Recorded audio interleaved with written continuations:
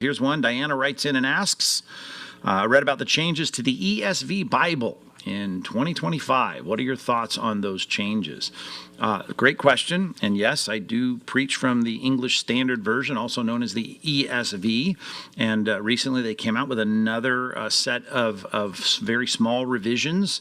There's a number of them. I didn't memorize how many there were, but here's what I'll say. This is a fairly new translation, and every translation goes through this. Some people think it's translated into English, whether it's the King James or whatever, and that's it. No, everyone, including the King James Bible, was revised many times after its initial publication. And so we expect this, and we're hoping it's becoming fewer and further between.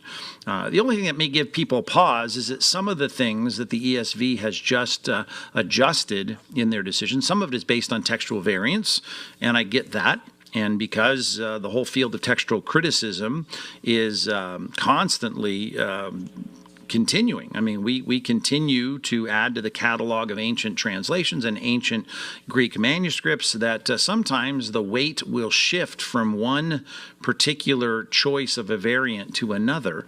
I was just preaching through 2 Corinthians chapter 1, and there's a very small variant there that I just think over time people have said, well, it seems to make more sense in the context and the textual evidence of which manuscripts represent this particular variant, and so we think this is right. Now, a lot of the variants, if we're talking about variants, are just one translation as a passage I'm preaching on this weekend. Some translations or ancient Greek manuscripts will say Jesus Christ, and others will say Christ Jesus.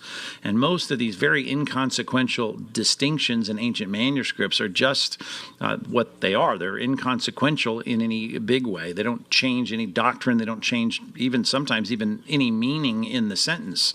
So sometimes they do in a very subtle way, but it doesn't affect the whole of the doctrine of what the Bible is teaching. Now, every ancient work, whether it's Latin or Greek, whatever it might be, Coptic, all of these ancient languages don't survive in the original manuscripts, the original autograph.